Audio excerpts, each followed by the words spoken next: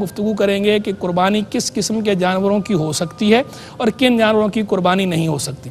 تو شریعت نے بنیادی طور پر قربانی کے لیے 3 طرح کے جانوروں کو فکس کیا ہے۔ یہ 3 جانور ان کی قربانی ہو سکتی ہے، ان کے علاوہ اور جانوروں کی قربانی نہیں ہو سکتی۔ 3 جانور کون سے ہیں؟ 3 جنسیں ہیں، ایک بکری، دوسرا گائے، تیسرا اونٹ۔ بکری کے یہ 3 جنسیں، ان کی تمام انواع ان کے اندر شامل ہیں، یعنی مذکر مؤنث سب ٹھیک ہے، بکری ہو یا بکرا ہو چلے گا۔ اسی طرح دمبا دمبی بھیڑ وغیرہ نر ہو یا مادہ وہ بکری کے ساتھ لاحق ہے۔ اسی طرح بھینس اور بھینسا یہ گائے کے ساتھ لاحق ہے۔ تو بکری، بکرا، دمبا دمبی بھیڑ نر ہو یا مادہ اس کی قربانی کر سکتے ہیں، گائے کی قربانی کر سکتے ہیں، بیل کی قربانی کر سکتے ہیں، بھینس کی قربانی کر سکتے ہیں، بھینسے کی قربانی کر سکتے ہیں، اونٹ کی قربانی کر سکتے ہیں۔ جو بکری ہے، بکری اور اس کی انواع جتنی بھی ہیں جو اس کے تحت شامل ہیں، ان سب میں صرف ایک بندے کی طرف سے یہ قربانی ہو سکتی ہے، ایک سے زائد لوگوں کی طرف سے یہ قربانی نہیں ہو سکتی۔ جبکہ گائے، بیل، بھینس، بھینسا اور اونٹ میں زیادہ سے زیادہ 7 لوگ شریک ہو سکتے ہیں۔ 7 لوگوں کا شریک ہونا ضروری نہیں، لیکن یہ اجازت ہے کہ 7 تک افراد شریک ہو سکتے ہیں۔ اچھا، بکری وغیرہ کے اندر بعض کا دیکھنے میں آتا ہے کہ لوگوں پر ایک گھر کے لوگوں میں ایک سے زائد افراد پر قربانی لازم ہوتی ہے، لیکن پورے گھر کی طرف سے ایک جانور قربان کر دیا جاتا ہے، ایک بکرا یا بکری قربان کر دیتے ہیں اور سمجھتے ہیں کہ پورے گھر کی طرف سے قربانی ادا ہو گئی۔ تو ایسا کرنا درست نہیں ہے۔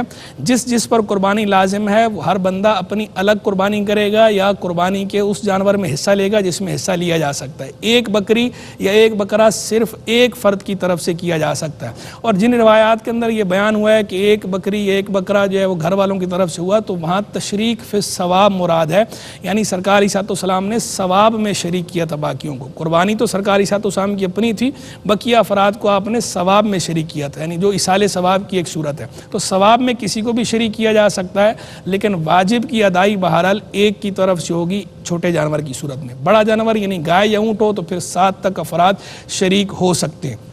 پھر جن جانوروں میں شرکت ہو سکتی ہے ان کے اندر بھی یہ ضروری ہے کہ وہ کسی بھی شریک کی نیت گوشت کی نہ ہو، یعنی کوئی نہ کوئی قربت مقصود ہو، چاہے واجب قربانی مقصود ہو یا عقیقہ مقصود ہو تو ہی شریک ہو سکتے ہیں۔ ادروائز اگر کسی کی نیت صرف گوشت کی ہے، گوشت حاصل کرنے کی نیت سے کسی نے اس میں کوئی حصہ ڈالا ہے، تو اس صورت میں کسی کی بھی قربانی ادا نہیں ہوتی۔ سب کی نیت قربت کی ہونا ضروری ہے، ثواب کی ہونا ضروری ہے۔ جہت الگ الگ ہو سکتی ہے، کوئی واجب قربانی کی نیت سے حصہ ڈال رہا ہے، کوئی عقیقے کی نیت سے حصہ ڈال رہا ہے تو ڈالا جا سکتا ہے۔ قربانی کے جانور میں، بڑے جانور میں عقیقے کا حصہ بھی کیا جا سکتا ہے، اور عقیقہ جو ہے لڑکے کا ہو تو 2 حصے ڈالنا بہتر ہے، لڑکی کا ہو تو 1 حصہ ڈالا جائے گا۔ لیکن اگر لڑکے کے بھی 2 حصے ڈال دیے، 1 حصہ ڈال دیا 2 کی جگہ تو بھی کفایت کرے گا، حرج نہیں ہے، 1 حصہ بھی لڑکے کی طرف سے کیا جا سکتا ہے۔ پھر ان جانوروں کی عمر کیا ہونی چاہیے؟ تو حدیث مبارک میں فرمایا لا تذبحوا الا مسنہ، قربان نہ کرو مگر مسنہ جانور کو۔ مسنہ کا معنی ہوتا ہے کبیر و سن، بڑی عمر کا۔ تو تینوں کے اندر مسنہ الگ الگ ہے۔ بکری اور جو اس کی انواع ہیں اس کے اندر، یعنی چھوٹا جانور، اس میں مسنہ سے مراد ہے 1 سال کا جانور۔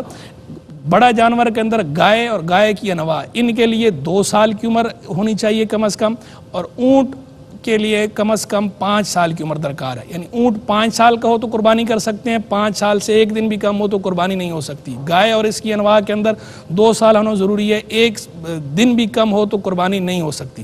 اسی طرح بکری اور اس کی انواع جو ہیں ان کے اندر 1 سال ہونا ضروری ہے، 1 سال سے 1 دن بھی کم ہو تو قربانی نہیں ہو سکتی۔ ہاں، اس میں ایک استثناء ہے، اور وہ استثناء ہے جزا من الدان۔ دان یعنی دمبا یا بھیڑ، اس کے اندر چونکہ سرکار علیہ السلام نے خود استثناء کیا ہے کہ 6 ماہ کا بھیڑ کا بچہ یا 6 ماہ کا دمبے کا بچہ اگر اتنا فربا ہو کہ اسے 1 سال والوں میں شامل کیا جائے تو 1 سال کا ہی لگتا ہو دور سے دیکھنے میں، تو اس صورت میں اس کی قربانی کی جا سکتی ہے۔ ادروائز اس میں بھی 6 ماہ میں قربانی نہیں کر سکتے اگر وہ 1 سال کا نہ لگتا ہو تو۔ یہ خوب ذہن نشین رہے، دمبا یا بھیڑ کے اندر جو یہ استثناء ہے کہ 6 ماہ کے دمبے کی قربانی بھی ہو جاتی ہے، 6 ماہ کی بھیڑ کی قربانی بھی ہو جاتی ہے، یہ اسی وقت ہے جب کہ وہ دیکھنے میں 1 سال کا لگتا ہو۔ اگر وہ اتنا فربا نہیں کہ دیکھنے میں 1 سال کا لگتا ہو تو صورت میں اس کی قربانی بھی نہیں ہوگی۔ یہ جو جانور قربان کرنے کی ذات ہے، ان کے علاوہ اور کسی قسم کے جانور کی ذات نہیں۔ ہرن کی قربانی آپ نہیں کر سکتے، مرغی کی قربانی نہیں کر سکتے۔ کوئی کہے جناب میں ان سے ہٹ کے جانور قربان کرتا ہوں، یہ شریعت کی طرف سے مقرر کردہ جانور ہیں، جن جانوروں کو شریعت نے مقرر کر دیا ہے صرف انہی جانوروں کی قربانی کر سکتے ہیں، ان کے سوا دیگر جانوروں کی قربانی کرنے کی اجازت نہیں۔ پھر ان جانوروں کے اندر بھی اہلی جانوروں کی قربانی ہو سکتی ہے، وحشی جانوروں کی قربانی نہیں ہو سکتی۔ اہلی کا معنی ہوتا ہے وہ جانور جن سے انسان مانوس ہوتے ہوں، جنہیں پالا جاتا ہو۔ وحشی کا معنی ہوتا ہے جنگلی جانور، جیسے گائے کے اندر نیل گائے وغیرہ ہے، یہ جنگلی جانور ہیں، انہیں عام طور پر پالا نہیں جاتا، تو اس لیے اس کی قربانی نہیں ہو سکتی۔ کوئی کہے کہ جناب یہ وحشی ہے لیکن میں نے اسے پال لیا ہے، تو بھی کسی کے پال لینے سے وحشی جانور، وہ جانور شریعت کی نظر میں اہلی شمار نہیں ہوتا قربانی کے باب میں، وہ بہرحال وحشی ہی رہتا ہے، تو اس کی قربانی کی اجازت نہیں ہوتی۔ جیسے ہرن بعض لوگ پالتے ہیں، لیکن چونکہ شریعت نے اس کو وحشی جانور قرار دیا ہے، جنگلی جانور ہے، تو ہرن چاہے کوئی پال ہی کیوں نہ لے، اس کے باوجود اس کی قربانی نہیں ہوگی۔ یہ جن جانوروں کی قربانی کرنے کی شریعت نے اجازت دی ہے، ان جانوروں کو خریدنا ضروری نہیں ہے۔ کوئی خرید کر قربانی کرے تو اچھی بات ہے، اگر خریدا نہیں ہے، کسی کے پاس پہلے سے ہی ہے، کسی نے پالا ہوا ہے اور وہ قربانی کے ایام میں ان جانوروں کی قربانی کر دیتا ہے، اپنے پالتو کسی جانور کی، اگر وہ قربانی کی شروط کے مطابق ہوں تو اس کی قربانی کی جا سکتی ہے۔ یعنی یہ ضروری نہیں کہ قربانی کے ایام میں یا اس کے قریب آپ جانور بازار سے خرید کر ہی قربانی کریں۔ جو آپ کا پالتو جانور ہے، اگر وہ قربانی کی شروط کے مطابق ہے تو قربانی کے دنوں میں اس کی قربانی بھی کی جا سکتی ہے۔ اب آئے قربانی کے جانوروں کے عیب کے حوالے سے تھوڑی سی ہم بات کرتے ہیں۔ قربانی کے جانوروں میں عیب دیکھیں، ایک عیب ہوتا ہے عیب یسیر اور ایک ہوتا ہے عیب کثیر۔ عیب یسیر کا مطلب یہ ہے کہ معمولی عیب۔ معمولی عیب سے چونکہ عام طور پر جانور کم ہی خالی ہوتے ہیں، اس لیے شریعت نے اس میں رخصت دی ہے۔ بہتر تو یہ ہے کہ جانور ہر قسم کے عیب سے پاک ہو، بالکل تندرست ہو، ٹھیک ہو، اللہ کی راہ میں اسی کو قربان کیا جائے۔ لیکن اگر معمولی عیب ہے، عیب یسیر ہے، تو اس کو شریعت نے معاف رکھا ہے، اس کی قربانی ہو جاتی ہے، بعض کراہت کے ساتھ اور بعض بلا کراہت ہو جاتی ہے۔ جبکہ جو عیب کثیر ہے، عیب کثیر والے جانور کی قربانی نہیں ہوتی، شریعت اسے اس کی اجازت نہیں دیتی۔ اب عیب سے مراد کیا ہے یہ بھی خوب سمجھ لیا جائے۔ عیب سے مراد وہ عیب ہے جسے تاجروں کے عرف میں عیب سمجھا جاتا ہو، یعنی مارکیٹ میں جو بیچنے والے ہیں جانوروں میں جس چیز کو وہ عیب شمار کریں اور اس کی وجہ سے جانور کے ریٹ میں کمی واقع ہو جاتی ہو، تو وہ شریعت کی نظر میں عیب ہے، اور وہ عیب جس کی وجہ سے منفعت یا حسن و جمال مکمل طور پر زائل ہو جائے جانور کا، وہ عیب ہوگا یا اس عضو کا۔ اگر مکمل طور پر حسن و جمال زائل نہیں ہوا یا مکمل طور پر منفعت زائل نہیں ہوئی، تو اس صورت میں وہ عیب یسیر کہلائے گا، عیب کثیر نہیں کہلائے گا، قربانی ہو جائے گی۔ چند مثالیں بھی میں ذکر کر دیتا ہوں، جیسے کہ ناک ہے، تو کسی جانور کی ناک کٹی ہوئی ہو اس کی قربانی نہیں ہو سکتی، یہ عیب ہے۔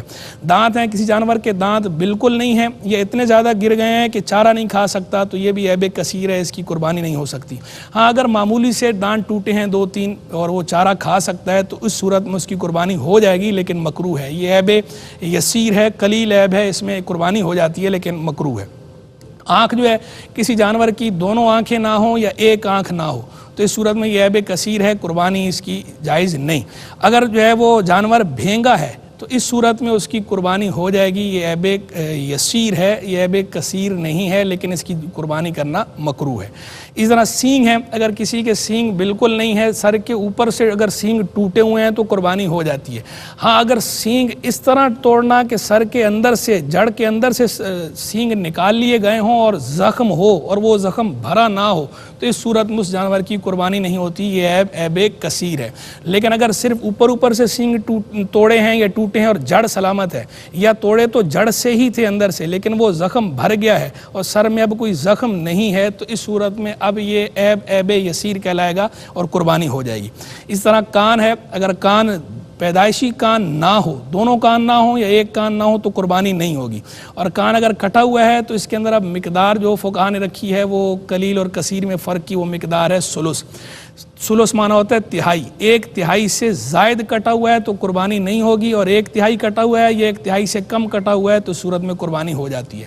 یہی معاملہ جانور کی دم کا ہے، دم اگر سرے سے کٹی ہوئی ہے تو بھی قربانی نہیں ہوگی، اور اگر دم کٹی ہوئی مکمل تو کٹی ہوئی نہیں ہے لیکن 1/3 سے زائد کٹی ہوئی ہے تو اس کی قربانی نہیں ہوگی۔ اگر 1/3 یا اس سے کم کٹی ہوئی ہے تو قربانی ہو جائے گی، اگرچہ مکروہ ہے۔ اس طرح تھن، بکری کے اندر چونکہ بکری کے 2 تھن ہوتے ہیں اور گائے بھینس کے 4 تھن ہوتے ہیں، تو اگر بکری کے اندر 1 تھن بھی کسی کا خشک ہے تو اس صورت میں یہ عیب کثیر شمار ہوگا اور قربانی نہیں ہوگی، اور گائے بھینس کے اندر 4 تھنوں میں سے اگر 1 تھن خشک ہے تو یہ عیب یسیر ہے، عیب کثیر نہیں ہے، قربانی ہو جائے گی۔ لیکن اگر گائے بھینس میں 2 تھن خشک ہیں یا 2 سے زائد تھن خشک ہیں تو اس صورت میں یہ عیب کثیر ہے، اس کی قربانی نہیں ہوتی۔ پاؤں کے اندر بھی اگر دونوں پاؤں کٹے ہوئے ہوں یا 1 پاؤں کٹا ہوا ہو تو اس صورت میں قربانی نہیں ہوتی، عیب کثیر ہے۔ اور اسی طرح اگر لنگڑا ہے، اتنا لنگڑا ہے کہ چل کر قربانی کی جگہ تک مذبح تک نہیں جا سکتا تو یہ بھی عیب کثیر ہے، قربانی نہیں ہوگی۔ لیکن اگر معمولی سا لنگ ہے اور وہ چل کر قربان گاہ تک جا سکتا ہے تو اس صورت میں یہ عیب یسیر ہوگا، قلیل عیب ہے، اس صورت میں قربانی ہو سکتی ہے۔ اس طرح وہ جانور جو صرف غلاظت کھاتا ہو اور اس کے بدن سے بدبو آتی ہو تو اس کی قربانی بھی جائز نہیں۔ کمزوری، اگر جانور کی کمزوری اتنی زیادہ ہو کہ بالکل ہڈیوں میں مغز سرے سے ہی نہ رہے، گودا رہے ہی نہ، ختم ہو جائے، تو اس جانور کی بھی قربانی نہیں ہوتی، یہ عیب کثیر ہے۔ اس طرح جنون یا پاگل پن اتنا زیادہ ہے کہ جانور چرتا ہی نہیں ہے، چارہ نہیں کھاتا، تو اس صورت میں قربانی کرنا جائز نہیں ہے۔ لیکن اگر اس کا جنون یا پاگل پن اتنا ہے کم ہے کہ وہ چارہ وغیرہ کھا لیتا ہے تو اس صورت میں یہ عیب یسیر ہے، قلیل ہے، کثیر نہیں ہے، قربانی ہو جائے گی۔ اس طرح وہ جانور کے جو خسی جانور کی قربانی جائز ہے، یہ عیب عرف شرع میں عیب نہیں ہے، چونکہ اس کے ساتھ کوئی منفعت مقصود نہیں ہوتی جو منفع زائل ہو جائے، ویسے بھی یہ کھانا جائز بھی نہیں ہے، تو اس لیے خسی جانور کی قربانی کرنا درست ہے، یہ عیب شمار نہیں ہوتا شریعت کی نظر میں، بلکہ خود سرکار علیہ السلام سے ثابت ہے کہ آپ علیہ السلام نے جن بکروں کی قربانی فرمائی تھی وہ بکرے خسی تھے۔ اسی طرح مرض، اگر ایسا مرض ہو جو بالکل واضح بیماری ہو جانور کو تو یہ بھی عیب کثیر ہے، قربانی نہیں ہوتی۔ خنثی جانور، وہ جانور جس میں نر اور مادہ دونوں علامتیں ہوں تو یہ بھی عیب کثیر ہے، اس جانور کی قربانی بھی شریعت کی نظر میں نہیں ہوتی۔ باقی جو بوڑھا جانور ہے، بڑھاپا کوئی عیب کثیر نہیں ہے، بڑھاپے کی وجہ سے جانور کی قربانی میں فرق نہیں آتا، بوڑھے جانور کی قربانی کی جا سکتی ہے۔ اسی طرح حاملہ جانور جو ہے، وہ جانور جس کو حمل ہو اس کی قربانی بھی کی جا سکتی ہے، ناپسندیدہ ہے، مکروہ ہے حاملہ جانور کی قربانی کرنا، لیکن اگر کسی نے حاملہ جانور کی قربانی کی تو قربانی بہرحال ہو جاتی ہے۔ اور حمل والا جانور کی اگر قربانی کی جائے اور اس صورت میں بچہ نکل آئے تو اگر بچہ مردہ ہو تو اسے پھینک دیا جائے گا، اور اگر زندہ بچہ نکلے تو اس بچے کو بھی ذبح کر کے صدقہ کر دیا جائے گا۔ ناظرین، یہ ہم نے عیب کے حوالے سے جو تفصیلات تھیں، جملہ تفصیلات آپ کے سامنے رکھ دیں کہ عیب ہو تو کیا حکم ہے۔